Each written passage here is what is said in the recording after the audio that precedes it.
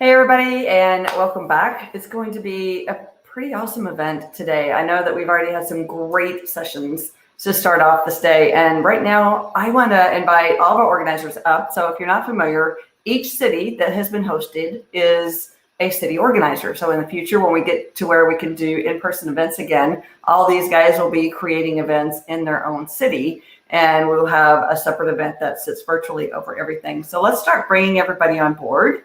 Start adding all these guys to the stream. Hey, everybody. Hey. Hello, good morning, good afternoon. Hello. Right, we're right there in that middle spot to where, depending on where you're sitting in the country, it's either morning still or afternoon. So enjoy your breakfast and or lunch, brunch, whatever you call it. So we wanted to spend a little bit of time talking about the future of freelance. The whole theme for this year's event was future of freelance.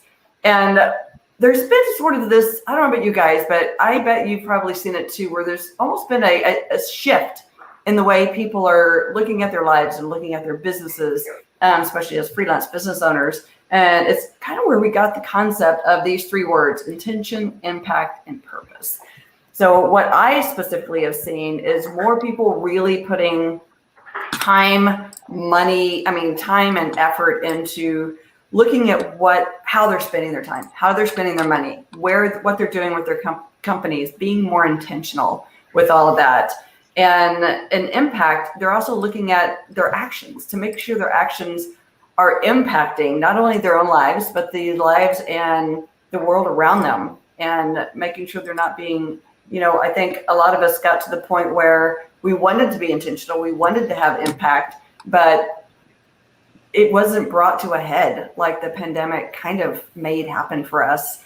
And the biggest shift I think I've seen is people getting an opportunity to sit back, or being required to have the opportunity to sit back and evaluate their purpose. We want our work to have purpose in our lives, purpose in the world itself. So with all of that, I welcome you to the organizers that make up Freelance Business Week. We have the organizer from Freelance Business Week Tampa. Thanks for being here, Kevin. Freelance Business Week Buffalo. Thanks for being here, Marie. Freelance Business Week Miami. Livio is here. Freelance Business Week Kansas City. We have Julie. And then Freelance Business Week Austin. We have the fantastic Michaela. Right, so I'm going to kick off some questions, and those of you guys that are live, feel free to write comments, to ask questions in the discussion section there on the platform, and we will definitely get to those as well. One question I'd like to ask all of you guys out there is, where are you guys at? So if you could just start pushing out there what city you're from, what state you're from, that would be awesome. So let's get this thing started with the first question that I have on my plate, and that is there a need for freelancers to join together for united voice as we move forward? Yeah, I'll start, Emily. I say absolutely. It's it may be a slow process. I think definitely need to figure out a way for people to speak with a united voice. And my years in lobbying and advocacy showed me that if you've got mixed messages coming from organizations that supposedly represent the same industry, neither one is going to get what they want. So we really need that unified voice, and with a single organization. And we need to, it kind of relates to some of the other questions about image and so on. We need to, build ourselves up to where we are recognized as the go-to organization representing freelancers. Mm-hmm. Yeah, I'll tap onto that. For years here in Kansas City, we've been organized as the Freelance Exchange, and we've seen, more and more people are starting to freelance these days. And I feel like, the more that we know what we're doing, the better off we'll be, as a workforce component. If we can all be stronger together, help one another, educate one another, mentor one another, I just feel like we're going to be better off as a workforce as a whole. And now we're looking at the PRO Act coming forward. And I know, that's a question today, that's a panel later today. But I think it's even more important now than ever that we come together. So my answer is definitely yes. Yes. Anybody else? Julie, I'll go ahead. Go ahead. You're good. Okay. I personally think it's necessary because, a lot of times we're solo, and we really need to come more together and be a voice more united, because there are times where we need to know when it's time, like Julie was saying with the PRO Act, to stand together, fight together for something that's keeping our businesses running. And it's hard to do that on a solo platform. It's easier to do that the more that you have people coming together from all over the nation, the freelancers coming as a union and really saying, this is what we do. This is our freedom. This is what we are here for. And this is how we set our life up. And it's really for the betterment of ourselves and our own communities in society, in the nation as a whole. So yes, I definitely think that we need to come together more as a unit to stand against things that's trying to tear us down from things that we enjoy and love to do on an everyday basis. Absolutely. I agree with that. I mean, we're not new to this, right? We've been organizing as freelancers, whether it be in our local communities. I mean, Emily, you've been freelancing for longer than I've been alive, which is amazing. Like, that's not a knock on, like, it's just experience, right? But there's that wave of experienced freelancers. There's people who are newer. I mean, even though, you know, we've been doing that for maybe 10 years, like, we're the new wave, right? So just having the experienced freelancers handing it off, you know, to other people and building, adding to what I've been calling like a freelance army, essentially adding to it, and then also being an example for the business community, because I have been asked a lot, you know, I'm a freelancer, am I a business owner, am I all these things? And the answer is yes, but we are another way to do small business. So I think it's just really important to be, you know, a freelancer, yes, but understand that there's a community. Even though we all touch in similar areas, we're all very unique to what we do. We could have a whole conversation about that, but as an industry, as a freelance industry, we need to be better at working together, which we have been doing. But now that, you know, with the pandemic, everything rolled into being more virtual, we have a larger reach. And it's interesting because I feel other small companies, other aspiring business owners, even corporations had to kind of look to us as freelancers, because we've been working the way that they were forced to start working a year ago. We were doing that forever. So we're like, what do you mean? Like, this is how we do life. Welcome to my world. Exactly. So we already had something great. We had to have a larger reach now. And I also think that, you know, now that we're getting more people, we have the tools and people are more open to those tools and working with us via those tools, that we absolutely, yes, have to do it, have been doing it, but we have a lot more resources to be louder. Right. Olivia, you got anything you want to add to this one? No, for sure. I think that you know, the most important thing, that not only for freelancers everywhere, but you know, when it comes to creating a united front and united voice, it's also very important to acknowledge how we as freelancers are influencing our communities, and how we can best activate other freelancers in our local communities in the same way that institutions like chambers of commerce activate small businesses and other business commerce entities within their own within their own localities, right? Mm-hmm. It's not just about having one big united national voice. It's also asking ourselves, how are freelancers locally in their respective cities or regions, or even their respective towns, how are they changing the local ecosystem? How are they impacting the local economy? I think that once you start seeing what freelancers share in common, and what freelancers do differently, it's going to open up a whole new set of avenues for representation of freelancers, as having that one united voice. I love that. I'm sorry, before we go into the next question, I just want to throw on there. I mean, that was literally the reason Freelance Business Week was modeled the way that it was, right? Mm-hmm. For each organizer, you guys know your culture in your city, and every city has a different culture that, you know, when a freelancer moves from one city to the other. I remember when I moved to Austin, you know, I'd spent the majority of my freelance career in many other smaller cities. It was like, I had to figure out how the people here got together, how they shared work, how they connected, and it was just a little different. And I think it's important for each city to have its own space for a freelancer to kind of walk into and feel safe, and be able to learn how to play. Marie, you had a couple things you want to say real quick? Or? It was just to end, I suppose, would be, yes, as freelancers, we need to, unite and have our own voice, but also, again, owning that we are freelance business owners. I know we've talked about that in the past, like that we need to own that, but also realizing that other small businesses, local government entities, like with the city of Buffalo, they are our partners in becoming a larger voice for freelancers. So yes, getting together as freelancers is great, but bringing in startups, small businesses, local government, like that will also help us move forward. So that was all.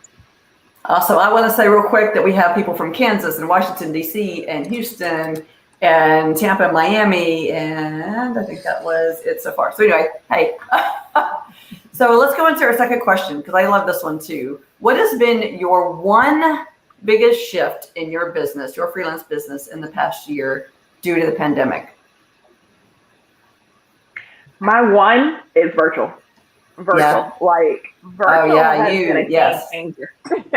And most people who know me know I do fitness and I do life coaching.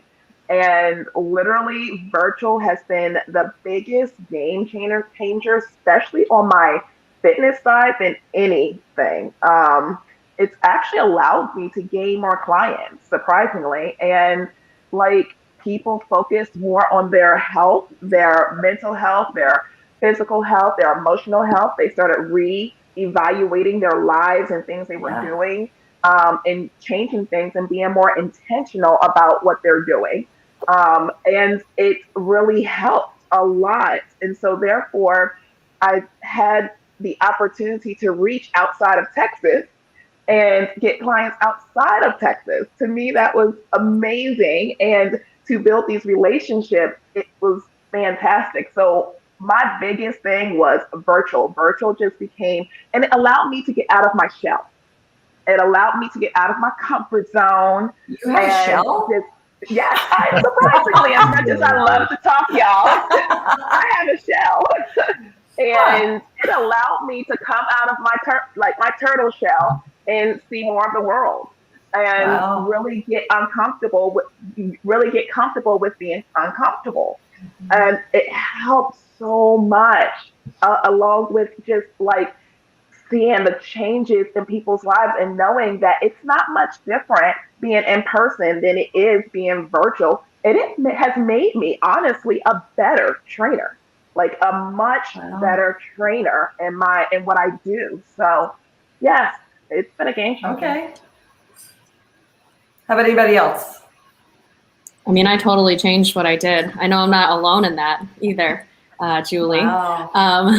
But I mean, I was a social media manager, freelance social media manager for about 8 years. When the pandemic hit, my target audience was independent and small businesses. So we were seeing a trend, and I knew it would bounce back eventually. But of course, when scary things happen, we all pull in. So all my clients kind of, they dissipated, not because they didn't want to work with me. They just, they were home. They had more time. They didn't have the budgets anymore. And I had a few that stuck with it, which was great. I actually started working with someone who was thriving during the pandemic, which that speaks so highly of them and who they are. But I was always the person, at least here in Buffalo, that people came to, I want to learn how to freelance, or what do I do? Or, I lost my job. I don't know where to start. I've always wanted to explore this. And I thought that would be the perfect time to officially start doing that. I've unofficially been a coach for, I want to say, many years. But last year I really jumped into it. I said, okay, no more social media management. I'm going to go and be a coach, or the coach for aspiring freelancers. So I completely changed what I did. I have to work very hard every single day to say no to the work that doesn't apply to my future. And Michaela's smiling. She's a part of helping me with that. Little intention there. Yes, definitely being more intentional, setting your priorities, sticking to them. But yeah, I mean, I switched my entire business. And of course, for any of you that know me in this panel, I'm also opening a co-working space. So that, the pandemic shook us a little, but we're still moving forward on that project. It's just, at its own pace. And I think with our theme, patience could also fit in there. Learning how to control everything. Yeah. IIPP. Yeah, seriously. But yes, so that's how I changed mine. Julie, if you don't mind me throwing it to you, I'm sure the audience would want to hear what you did as well. Sure. So She's like, sure. I've been I got this. I've been a freelance copywriter for more than 20 years, and my path has had all sorts of twists and turns, and I've just kind of been like, "Ooh, plot twist, let's go," and I feel like everything has led up to where I am now. Being the founder of the Freelance Exchange, I created my own course, Freelancing 101. I teach at the Kansas City Art Institute. Now I'm going to start doing that year round. Like, it's only part-time, it's one class, but still. And I'm doing much more teaching and speaking. And when the pandemic hit, my copywriting business certainly took a hit, like many people in the advertising and marketing industry. And I was like, oh, but I've got this because I've already diversified my income, by these other streams. And so I just dove in head first, and I took advantage of the extra time that I had on my hands because I didn't have to commute anywhere. Right. So I was very intentional with that time, and I just totally dove into my business head first. And I was like, all right, no copywriting work is coming in the door right now, but what can I do to get more coaching clients, more speaking gigs? How can I teach more, in bigger, better places? And I feel like, I know a lot of people are struggling, and I'm definitely empathetic to that. But for me personally, I'm freaking thriving right now. So I kind of, I'm loving 2020 and 2021. That's the greatest thing about being a freelancer. We can just change our job title and be like, done, let's do this now. Yeah, absolutely. Yeah, So that was as so the, yesterday. As the older guy on the screen, I have a little bit of different perspective. As many of y'all know, I was in corporate PR for 45 years, and a couple of years ago retired. And so it wasn't really much of a shift for me, because in order to shift, you have to kind of get up to speed, right? So it really took, honestly, the timing. I had a 1-year retainer contract that kept me very, very busy after I left the corporate world. And then after that came the pandemic. So it really gave me time to say, okay, set up my business, figure a few things out, get involved in Freelance Business Week and a few other opportunities. And then one opportunity I did have was to focus on how can I reach out to my potential clients. And my potential clients are nonprofits, and help them out during this difficult time. So I reached out to our local fundraising group, Association of Fundraising Professionals, said, hey, I know we're all online now, and a lot of your nonprofits are struggling with communications. And so I offered up a 2-part series on crisis communication. So I was able to use something that I had used my entire career, offered up to that group of individuals who potentially are going to be my clients in the future. So anyway, a little bit different story, but that's my perspective. Awesome. How about you, Livio? Yeah, I had to. So at the beginning of the pandemic, before the pandemic, I was relying a lot on really big one-off projects. But of course, with the fear of the pandemic, it would be a big contract here, and then I would work on that contract for a couple months, and then I would start gearing up for my next contract after that was coming up to a close. But of course, with the pandemic hit, people didn't really have the fear. Basically made a lot of capital stop flowing. So I lost access to a lot of those big contracts. So what I did was that I doubled down on my existing relationships, and I kind of changed my service proposition to be more of on a retainer basis, on a monthly retainer basis, where I would focus on specific goals for every month with clients, and just work on those goals. And throughout that month, they would have access to me. I would basically literally tell a client, it's like, hey, so we're going to work on this month. But all the added value here is just you're literally getting a subscription to me as a freelancer and as a professional, right? So you can just call me and ask me questions, and if you have a thought or you want to get me in a meeting with like one of your stakeholders or something, like I'm available for that too, right? So it really helped me shift my perspective from trying to gain capital from projects and advance myself through projects, and more advance myself through individual relationships. And that's really what I think made it very different for me for the pandemic. And the pandemic has challenged us all in different ways, and we've all transformed in different ways. But I think for me, that's the most meaningful. New focus on relationships that impact within my relationships. So you can probably see this on the screen. That's so cool. Yeah. All of us had some sort of reinvention. And I know you felt like you didn't, when you first started, that you had that year, you had just finished up your year of work, and then you kind of had almost like a year off with the pandemic. But to me, that was that time for even you to make some reinvention and find out where you're going to be in the new, whatever the new is. But the question here is, what is your biggest psychological block to making your reinvention pivot? Which is it's a great question. Thanks. Wow. I would say for me, it was really getting out of my head. It was so getting out of my head. I was so stuck in my head, and then I went through a part of last year, and I don't know if it was pandemic related or other things, but I felt like I went through a depression, and because it was something that wasn't like norm for me, I didn't know how to recognize it right away. And then what I did, I need to stop saying and then. What I did was ultimately I decided to get therapy. And with thank goodness being a veteran, I'm able to get my therapy through the VA, and it's no cost for me, but it really helped a lot.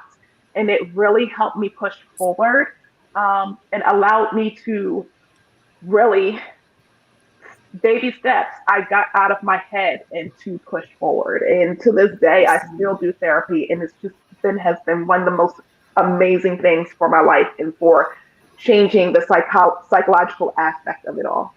Right. Anyone else want to share? I mean, I think I was forced to stop being such a control freak, which Michaela would laugh about. No, I mean, that's the blunt version, but asking for help, realizing that I had X amount on my plate and learning to be intentional about my relationships, and then also trusting people to delegate to.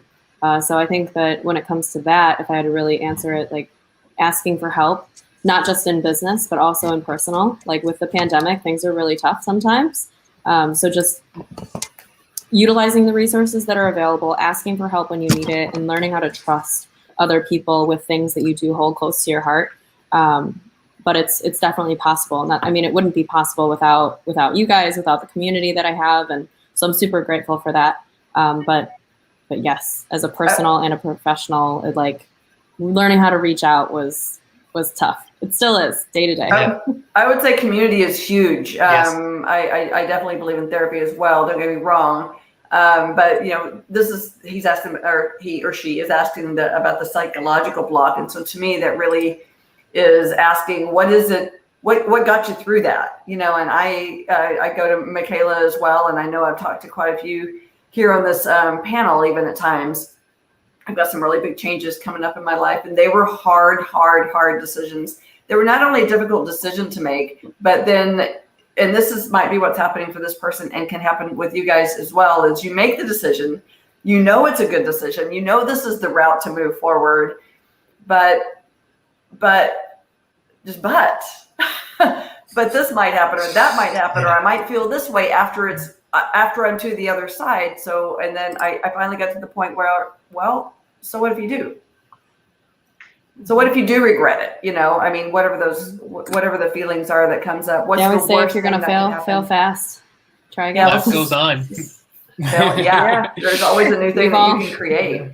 We've all had our ups and downs, our wins. And how about you, Kevin? I know that you probably have a little bit of, being retired. You might be in a little bit different position, but still there's your heart, your soul goes into creating a business, and you're starting your first pivot into this new space. How are you dealing with that? Yeah. So, in my situation, to be very candid, I wasn't ready to retire. I didn't think I would be retiring in a couple of, for another 2 or 3 years. And so, but sometimes when you have, even if you've been with an organization 45 years, same company, 45 years, you get new management, and sometimes they have different ideas. So I had an opportunity to retire. I like that. So I will tell you, for me, that was the biggest psychological thing was, oh my gosh, I was planning on another, 5 years, let's say, or 3 years. And now I'm not. Now what do I do? And so I think, for me, the hard thing was I assumed that I needed to get back into the corporate world, corporate PR, because that's what I'd done my entire life. So I assumed that. And the more people I met with in organizations where I had great CEO level contacts, the more I learned, what, that's just not for me. Been there, done that 45 years. I'm going to do something else. Yeah. So that's when I met Emily. Or actually reached out and I said, boy, it'd be awesome to have a freelance business week in Tampa. And she said, okay, are you raising your hand? So That's what she does. Yeah, people learn to quit asking that question. Let's chat about that. Would you like to do it? Yeah. Well, if I can jump in as well. Yeah. So back in February, before the pandemic even hit, I let go of one of my biggest clients. One of my biggest. I remember that. Yeah, I did not anything that the client did. They were great. They paid their bills, and it was really an organization that made up more than a third of my income. And it was somebody who was on the virtual agency team, a fellow freelancer who was just driving me batshit crazy, quite honestly. And for the sake of my own sanity, I needed to walk away. And so I actually reached out to a therapist, and I was like, okay, what do I do? Is this the right thing to do? I'm scared. She goes, give yourself permission. You've got all of these other things that you're focusing on now. Go focus on that. Okay, great. Had to have a heart-to-heart with my husband. Is this okay? And he's like, yes, we have my income to rely on, if and when, excuse me, you take that income hit. So I was like, okay, cool. I'm going to do that. So I let go of my client, and then boom, here comes the pandemic. And I was like, oh, bummer. There goes my copywriting, my other stuff. And on top of this, I don't know if y'all know this, but my husband lost his job too. Right at the beginning of the pandemic. I was like, well, shit, what do I do? But for me, I didn't have a choice. That was my motivation. Now I'm the breadwinner, and now I have to bring in as much money, as collectively as we were together. And so I will tell y'all, money is a huge motivating factor when you figure out, exactly how much you need to earn every single month. And so I used that as my motivation and got over that mental block instantly. I was like, okay, because before I was just kind of like, yeah, I'll do it, in my spare time. And it was like, nope, I'm doing it now. I have to do it now. Sometimes it's actually a luxury to be able to actually feel the psychological block, Yeah. You look back and it's like going, oh, I probably really shouldn't have done that if I would have thought that through. Like when I was 23 years old or 22, I was young, let's just put it there. And I woke up one Tuesday morning living in Houston, Texas. I had a 18-month-old son, single parent. And most of you guys know this story. And I said, you know what? I don't want to live in Houston. I want to live in Albuquerque, New Mexico, because it has a fun name.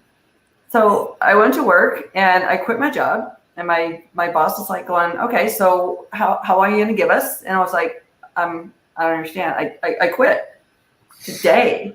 And so I lived in Albuquerque on Saturday, and I woke up on Sunday and said, oh, that's why mom and dad were so bummed. I don't have a job. So it's like I didn't think it through. Naivety has been my trademark for a while, and sometimes it works out. Or it has for me, anyway. Anyone else want to share? I definitely want to share my psychological block. Okay. It's very related to Julius. Well, it's a mix. There were two aspects to it. The first one was that I realized that when the pandemic hit me, I'm a good freelancer. I'm a good communicator. I know how to create proposals and close contracts with clients and deliver projects. But then at the beginning of the pandemic, I was like, what do I do now? It's like everything is kind of just closing down. There's all this chaos and anxiety in the air. Like, what do I do now? And I had realized that, and as I was trying to kind of figure out what my next offering was, as I had described earlier in the talk, I spent a period of just feeling really, really lost. And I was just calling up some of my friends. I was calling up some of my friends that knew me for a long time. Some people hadn't talked to in 2-3 years, and be like, hey, how are you? You don't have COVID, right? And then that just led to a bunch of other conversations where some of my friends just told me, it's like, Livio, I know you're scared, and I know you're doing this thing that's really, really difficult, and you're always doing things that are very, very difficult. But why are you asking me for permission whether or not it's a good idea? And I was just like, oh, you know what? You're right. I can just do this if I feel like doing it. And it's like, yeah, that's exactly what you should do. So you want to be a freelancer, you want to be the guy doing X, Y, or Z thing, just do it, right? And from there, I think that other than the empowerment that I got from those conversations, it's also that I started kind of visualizing much more specific goals, such as okay, I want to serve this type of client. I want to have this type of project, and I don't want to explore this type of space. Sometimes not all of them totally specific, but once you start defining some of those buckets and avenues that you want to explore and do, then you start having a bit of a more concrete framework to actually create that pivot. So those are the two things for me. It was definitely the social support from my friends and having a much more specific vision that would let me kind of set aside all of my psychological blocks and say, okay, these are the directions and the buckets that I want to pour my energy into. That's what really helped me. Yeah. You have to be more intentional because we had very limited time and resources and energy. I mean, on top of being business owners, we had to get through our own lives too, right? Like, so I don't know. I mean, Life. teach their own on like wanting to share their personal information, but like I've got 2 kids at home. You know, I'm a single mom too. So I'm a single mom. I've got 2 kids. So I didn't have really the energy or the time or the ability to like shut down. I was like, I have to, you know, for work, I have to, as a mom, I have to. You didn't have a choice in doing that. So preach to the community because we wouldn't have made it without it. So let's look forward a little bit. I'm going to go and jump into the next question. We've seen a huge influx of freelance business owners start up over, this past year. People that's lost their jobs, like we've talked about before, and some people that maybe they were on hiatus from a job. They didn't purposely laid off, but they were definitely without income for a while.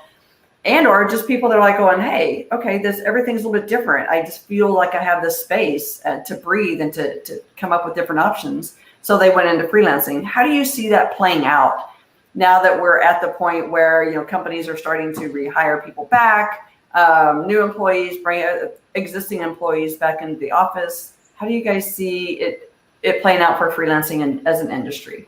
Yeah, so if I could start on this, I think that the same way companies are now evaluating all of their costs, including their brick and mortar. Company I was with built a brand new regional corporate headquarters about 9 months before everything shut down. There's nobody working there right now. So I think in the same way companies are looking at that, brick and mortar, looking at work from home policies. A lot of them are going to be looking at and asking the question, should we bring laid off employees back to the office or put them back on the payroll, or can we get what we need through contracting? So I think in that respect, it could be a great opportunity for those of us in the freelance space to provide contract services. So that's sort of my perspective on it. But I think it absolutely, I think there's good and bad to it. I to the point of opportunity, Kevin, and Mayor Byron Brown in Buffalo was talking about this yesterday, about our opportunity now, especially with the PRO Act that, we all will learn about more later. But this is a time for us to unite and have a united voice when there is a need. Yes, there are positives and negatives to this need, but it's also, how we work in conjunction with potentially, say, like staffing firms or corporations. There's this huge opportunity right now for us to direct the outcome. Yeah, and I would tag on to what Kevin had to say as well. These companies are going to be watching their overhead costs, but at the same point in time, now these people who have been laid off and who have had a taste of freelancing, they may absolutely love it and not want to go back full time anywhere. If they can figure out a way to make it work, why not? So I feel like, we were already on this incline, this path to reach more than 50% of the United States workforce being freelance by the year 2027. I think with COVID, we're going to hit that number way sooner because people are now experiencing the joys of freelancing. So if they want their employee back, they can hire them on contract because they're probably better humans. They're human. They're better now. So, and they know what they want now. And I think there will be a lot more negotiation than before. Because they got a better relationship of the freedom, the taste of their own independence. And yes, I think there are going to be, in some cases, the companies are going to have to work hard to get the person they want because of being able to set up during this time. Like, it's been over a year and people have time to set up what it is that they wanted to do. So I think it's going to cost the company something. Yeah. Definitely going to cost them something. They can still win. I had a friend actually recently, she attempted to resign from her job and they were like, no, we need you. We want to keep you in whatever ways we can. And they had to come to an agreement, but she also is exploring like entrepreneurship and she stood her ground on what she needed, what she wanted. She was intentional and strong about it. And I think that we'll see a lot more of that. Yeah. Well, I think it may also really, this is not in our agenda today, but I think it's also really going to push forward the conversation about health insurance, about, portable benefits in general, as we get more and more people in the workforce that aren't tied to an employer, that's going to become an even bigger conversation. Yeah, if I I'm could looking forward to that. if I could real quick chime in on that, and that was my biggest from a financial standpoint, and not being quite to Medicare age yet, a couple more years for that. I tell you what, and I never took company benefits for granted, but I tell you that really hurt the pocketbook is the health insurance, and what you have to pay now to get just a fraction of the coverage that I got in a corporate group plan. So, yeah. I think that there's definitely going to be the focus is going to shift into two major areas. I think the first one, which is the one that we're talking about, which is more about like the future, not necessarily of work, but rather the future of living and making a living, and how to basically live a healthy, just life in the way that we want it as individuals. I think that freelancing opens up that avenue for a lot of ways, and we're going to have a lot of more like workforce oriented discussions around how to help workforces create their own lives. And I think that employers are also going to have an increasing need for flexibility in terms of delivery for projects and services. So that's just going to open up a whole new set of avenues for freelancers to get involved with employers. And so I think there's going to be a very interesting mix, or rather relationship flux between those two major factors as we go on. I was in a conversation with Gene Zano last week, maybe it was a week before. He's the founder of MBO Partners, for those of you guys that may not know him. And I don't remember the exact number, unfortunately, because he said it in passing, but there is a huge percentage of increase in people buying ranches now.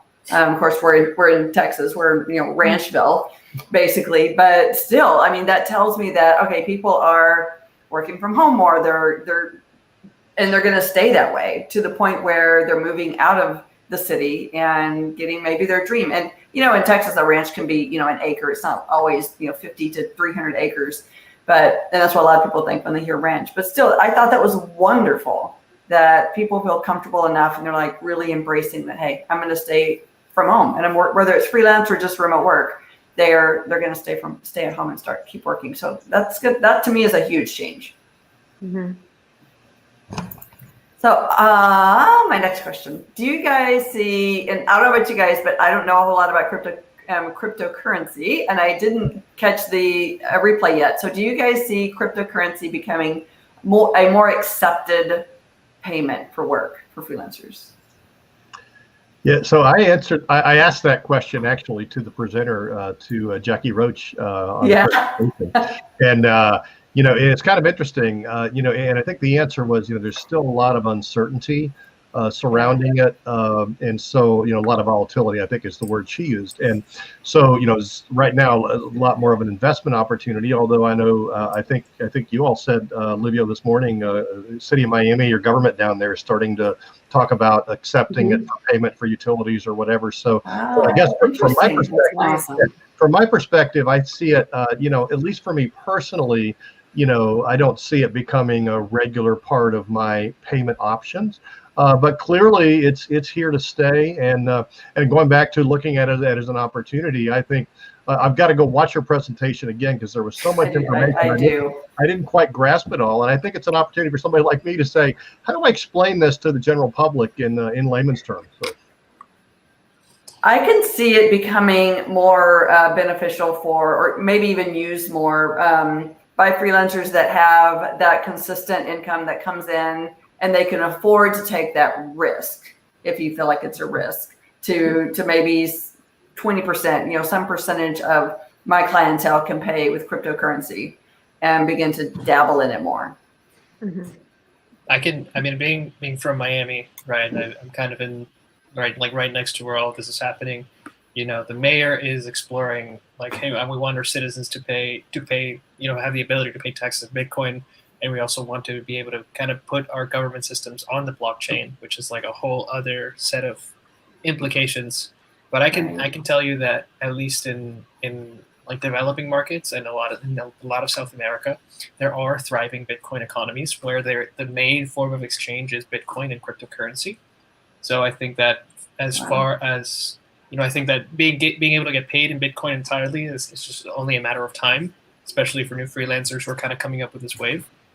because it's already taking place in other economies, and I think that Miami is positioning itself to embrace that movement from the outside, so that more capital can come into the city. So I love that, Livio. That's yes. great. Yeah, we have a couple of questions that have come from the audience. So I want to throw them up here. What is your number one tip for freelance newbies? I don't know about you guys, but this is one of my favorite questions, and Julie, I think it's probably one of your favorite questions. Mine too. Is the answer just as simple as the question? Because I feel like we all could say the same thing. It could be. For me, my answer would be get educated. Like, so many of us went to school to study our craft, whether it's writing, design, photography, what have you, and we didn't take business classes because either they weren't required or we didn't think we would ever need them. Right. And then lo and behold, either by choice or by default, we're out on our own. And you may be so good at your craft and really good and winning all the awards, but if you don't know how to run a business, you are just simply not going to succeed. So my number one tip for newbies would be get educated. Read all the books you can get your hands on, join a professional community, come to these kind of conferences and seminars, get a coach, go to the coach. Yeah, 100%. you know, figure out everything that you need to know now and don't wait, because somebody like me who's been doing it over 20 years, like, I'm still learning to this day, but I wish somebody had taught me these things. Yeah. I'm like this way. I could tag on to that, because I am. There's no doubt I'm the newest freelancer on this group. I think, oh, that's right. Yeah, you are. Okay, I've been doing my craft for a long time, but I haven't been doing it on my own. And I would say, in addition to what you said, Julie, is self-discipline, because again, it's real easy. All of a sudden, I'm at home. And it goes both ways. So Debbie and I have been married for 43 years, right? So I'm home, and all of a sudden I'm just like chatting away. And she looks at me and she says, "Am I supposed to be listening to you?" And I said, "Well, yeah, I'm here." And she said, "I have my routine." And so I had to find my routine. I had to realize that I had to focus on my stuff. Now, again, she'll still come in and say, "Could you hang this picture for me?" Or whatever. And I had to realize, okay, look, I'm working right now. I know it doesn't look like it because I'm, in my pajamas and sitting in my recliner. But anyway, so self-discipline, I think, and coaching, Julie, and y'all said too. I had the luxury of the husband of one of my fellow employees who actually did executive coaching, and that was, I didn't think I needed that. Boy, did I need that. So. Well, and I don't say coaching because we're coaches now. I say it because that's who we needed when we started. Yes. We needed coaches, so we have to be them for the new group. It's you don't know what you don't know. Yeah. So how can learn you ask from us? The question? Yeah. So that's why I love this stuff. Is when I say learn from your peers, the lessons that we've experiences that we've had, and we're willing to share them. Man, listen to that stuff. My biggest thing is I usually just tell people, I'm like, just do it. Like, don't. Because it's one of those things that, yes, if you think about it for a really long time, you'll probably talk yourself out of it. But I think becoming an entrepreneur, like, you've got to do it, throw yourself in and learn, like we were saying. And then, just finding a coach. And if you can't afford a coach, get an accountability partner, get a mentor, just anyone that would also be in your corner. Because I realized recently, just with coaching, not everyone has their friends and family in their corner when they want to do this stuff. And it might not be because they don't want to be, they just don't get it. And you can't make them get it. So find a community like us, be a part of ours, and we'll get you there. Yeah, seriously. Yeah, I can't tell you how many years my dad told me, every time I'd come home, "Sweetie, I love you. You're awesome, whatever, but when are you going to get a real job?"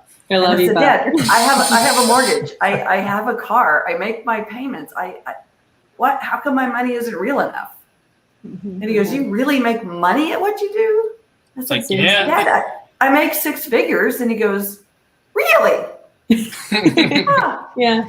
And my brother called me one time and he goes, "I just want to know what you do." And so I was doing search engine optimization, which my entire family is in oil and gas, right? So there's no real need for SEO in that when you work for BP. But and we got to the end of the conversation. He goes, I think you're just weird. I don't get it. If you would just get a job, I could." You said that though. You were like, "Be weird. Be the weird person in the room." He literally told me that I was weird, and he didn't know how to explain me to his colleagues. I said, "That's not my problem." Exactly. Not your problem. Yeah. So there's another question out there, and how has your outreach to prospective clients evolved during this time? And I'm assuming they're talking about the pandemic this last year. and how will it continue to change in the future? Great future question. Yeah. Diversify. Biggest thing, diversify. I mean, patience, laying the groundwork. I talk about this a lot. It's just, if there's someone that being intentional about who you want to work with, I'll make a list of the type of person or a very specific person. I'll be like, I've been following them for a long time. They started a side hustle. I'm like, okay, I watch them for a little bit. I engage. I start messaging them. I'm like, how's it going? Whatever. I'm very, very relatable. That's how I think that we should be, relatable. And then I'll engage on their stuff, and then I'll say, hey, just so you know, this is what I do, and I would love to work with you. Like, I've clearly been following you for a long time. Those kinds of things. So having the patience, creating the real relationships from the start, not the cold LinkedIn messages we all get and despise, but actually connecting with people. Whether you say, hey, I love what you're doing. I'd like to learn more about it. Let's spend 20 minutes on the phone. It doesn't have to be Zoom. It could be. And then actually learn about it. Yeah. Yeah, no, with cryptocurrency, right? With Jackie, we've been friends for a few years, but I invited her to speak because yes, it speaks to the future, but I don't get it. I never got it. I'm still learning to this day. I still learned through that whole session I produced, but getting to know it, because guess what? When she needs someone, and because she's good at that, she needs a business coach, who's she going to come to? So it's, and not just her, but people like her and people that we want to work with. If you lay the groundwork and just are who you are, and genuinely interested in the people that you want to work with. And you don't always go into it wanting something for yourself, but it will come. It comes naturally if you do it genuinely. Anyone else? Thoughts? Yeah, go ahead. Thank you. No, along the same lines, my first thought in the way that how my outreach has evolved would be more about intention. Right, have an intention with those relationships. If you find someone that you might be interested in working with, find the avenue with, or visualize the avenue where you would like to work on to collaborate. I'm a technologist / web developer, so I help people with their technology process and their technology platforms and create documentation so that other people can use it and whatnot. So my first thought is like, okay, when I go see a new brand or a new potential client, I say, this is how I want to work with them. And you make a list and you start from the very top of the person who you want to work with the most, and then you just work down from there. Because honestly, like, worst thing that can happen is that they don't reply to your email, and then the next 2, 3, 4 people will say, yes, let's get on a call and talk about it a little bit. And just be completely authentic about the interaction. At the end of the day, they're people too. Like, they might have brands with millions of followers on Instagram, but at the end of the day, they're also people on the other side of the line. Right. So. And if you're genuine, they'll see that, they'll feel that. And yes. I had a client recently. She was like, I don't know, I'll reach out to this influencer, see if she wants to do a collaboration.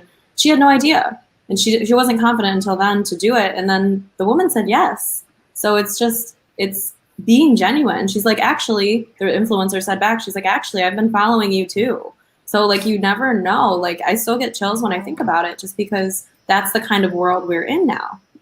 And that speaks to the future, that people, if you send a voice message on Instagram or on LinkedIn, which you can do, send that, create an additional layer of like humanity with it. And I think that'll go a long way. I gotta take some notes. Julie. So I got one of the best pieces of advice from Elise Bennon, who's one of our guest speakers tomorrow morning, who's speaking on Show Me the Money. Yeah, she's amazing. But she gave me the advice to dedicate at least an hour a day to marketing. And I've really taken that to heart, whether it's doing social media or emails or blogging or updating my website, like just dedicating an hour a day. And I've been doing that, and I've totally seen the change. Now, what's been funny for me is, of course, now when the pandemic hit, and I decided to shift more into the coaching, speaking, and teaching arms of my business, that's what I was promoting. I wasn't promoting the copywriting stuff. And then boom, guess what? Here comes all the copywriting work. And I wasn't even looking for it. So I feel like it's just one of those things when you position yourself as an expert or as an authority on a subject matter, people trust you, and therefore you're more likely to be found and more likely to get work that way. So that's been my experience anyway.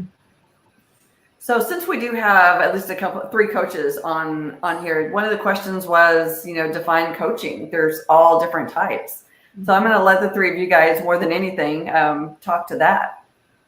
I think we have 4. Olivia, you dabble, don't you? I've dabbled in coaching mostly. Oh, okay. Like, all right. It's like, call me for half an hour and I'll tell you what to do. I'll call you back next week. If that works, great. If not, well, we'll figure it out. But no formal systems. So for coaching, I would say, like, the things I've been taught, and I've gone through training with coaching. And one, there are so many different types of coaches.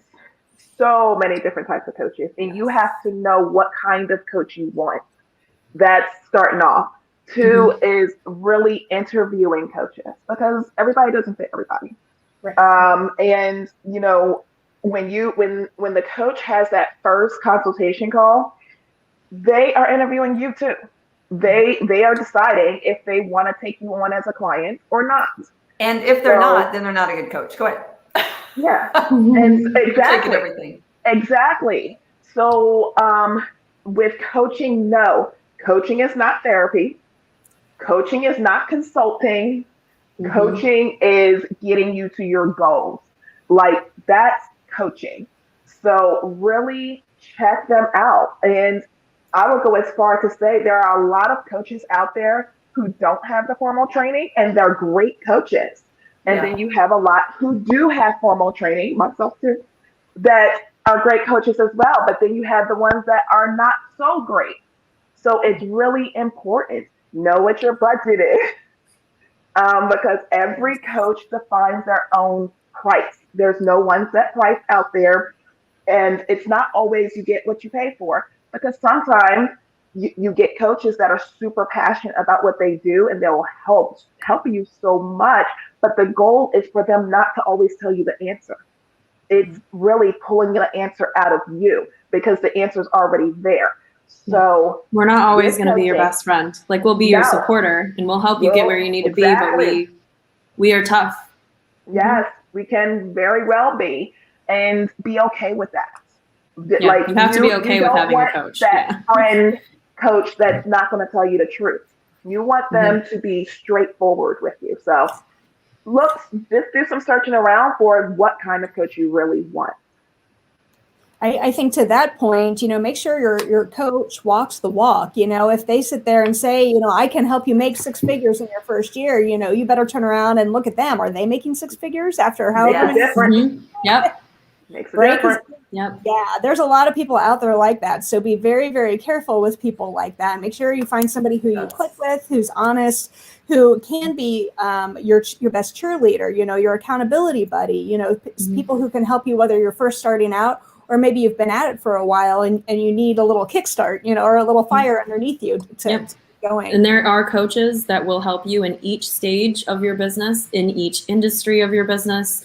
Yeah. And, because there are so many coaches and different kinds, if you look, you have to know what you want, but if you look, like, you'll find us, Yeah. And hopefully they'll find you. I mean, like, if we're doing our job, right? Right. Yeah. So I want to make sure we get to this question. The freelance industry has struggled with something of an image problem. I know that I've been in this, I think I've told the story before, since I don't remember it ever being called freelance until probably the last 5 or 10 years. So one, do you see that to be true, that we do have something of an image problem? And if so, what can we do to repair it? I want to go. Yes. Yeah. So that's really near and dear to my heart. I've been freelancing 23 years. I started the Freelance Exchange of Kansas City 18 years ago.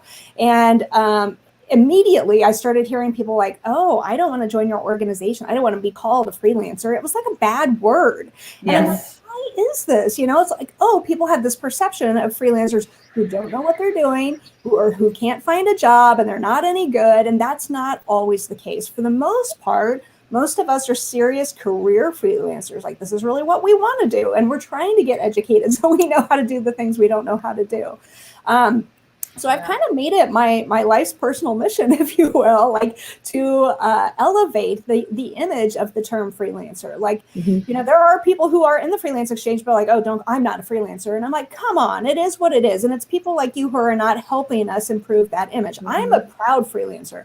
I will wear that hat. I will wear that label till the day I die. But, at the same point in time, I'm also very cognizant of who I'm talking to. Should I call myself a solopreneur? Should I call myself a freelance business consultant? Yeah, whatever it is. But I feel like it's getting better. I feel like the more that we bond together and we strengthen one another's businesses again, and we teach each other how to do this so we don't look like the slackers or the hacks or what have you, I feel like we're just going to be in a much better spot. And right now, because so many people are wanting to freelance, and even we were on that trajectory before the pandemic, like it's the cool thing to do now. So well, and on the flip side, they're like, they Right. felt alone. It's like they didn't feel like they belonged anywhere. It's like, actually, you're a freelancer. There's so many people, they're like, oh, I've been a freelancer for years. I'm like, whatever you want to call it. If you work for yourself, by yourself, like that's what you are. Like you fit in with us. It is what it is. You're one of us, just come embrace it. Don't miss out on all the amazing benefits you can have from professional organizations or a conference or summit like this. It's just, there's so much out there, and just own that hat, own that label and be proud and make the best of it that you can. It goes back to our first question about being united. It really does. Yes. I really think it's because a lot of it, especially in the US, is because so many people attach their value to having a certain role or position or status at work. And being a freelancer is literally, it's not an outright rejection, but it is at some level a rejection of those titles and those positions, and basically of conventional working expectations, right? Because when you talk to almost every single freelancer you talk to, saying, why did you start freelancing? They'll have some sort of lifestyle reason associated to it. And I think that, part of the image is that, hey, I've rejected all of these conventional things to have an alternative lifestyle that I otherwise wouldn't have been able to sustain.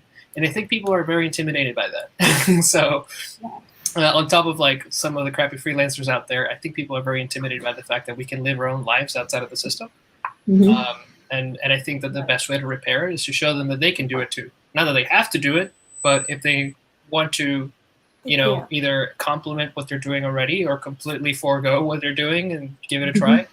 I think showing them that it's possible is one great way to repair that image. I love that. And our door is always open for them. Like if they want to try it and then they decide they hate it, we're like, okay. Freelancers are super. You want to come back? People. We're like, all right, you can come back. Like we're here. We're not always here.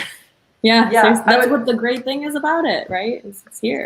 I would say, the more it becomes socially accepted and the term becomes, more commonplace, it's made it a lot easier. I can definitely say that I went through those years of, being out with friends or something and meeting someone and says, well, what do you do? Well, I do, I do search engine optimization, or I do website design, as a freelancer. And they're like going, oh, well, I know a company that's looking for, if you want a job. They give us like the look like we're a starving artist or something. It's like, hashtag genetically unemployable. That's certainly a happy place. So, but it's been one of the guiding, kind of like Julie, it's been it's turned into this guiding path for me, so that's why I started the Freelance Conference and Freelance Business Week. And I am super excited to say that I literally just got the text before starting this that they have started the certificate for National Freelance Business Week. It is a thing. So if you don't understand what that means, there is a national registry of national holidays like National Small Business Week. Well, guess what? As freelancers, we now have our own week.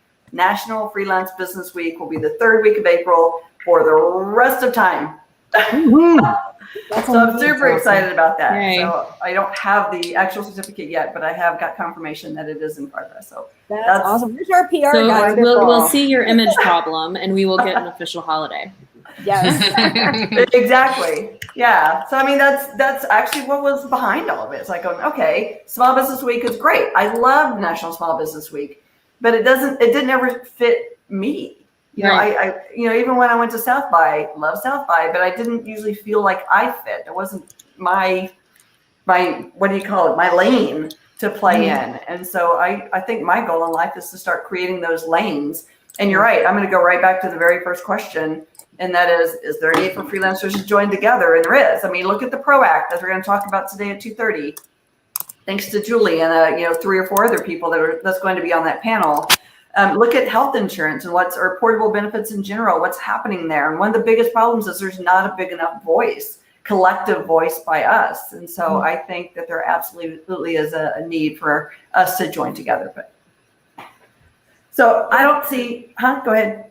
You're here. I was cheering you on. Okay. So we don't have any other questions, and we are at 59 minutes and 24 seconds. So I want to give everybody the time that we allotted that we said that we would. I know there's another session just right behind this as well. So I'm going to go ahead and say, it says hooray to Freelance Business Week. So whoever said that, yay. Awesome. Thank you guys so much for taking an hour out of your day and spending it with us. And thank all of you guys that were out there and gave us questions and gave us comments. It really made the entire session what we meant for it to be. So we appreciate you as well. So I'm going to let all you guys pull off of the screen there. Thanks, y'all. So just real quickly, I want to remind everybody that we do have, if you have the full access ticket, we do have the panel coming up at 2:30 Central Time today on the PRO Act, where we have, I think, 3 or 4 different speakers that either have relationships with the Department of Labor or just have been in those conversations with people and really know the guts of what that act is about and how it can possibly impact freelance business owners. So it's super, super important, I think, for you guys to be in part of that conversation if you can and give us some feedback. And thank you again so much for being here. I appreciate you all every single minute of this week. You guys keep us going. For now, talk to you later. Bye.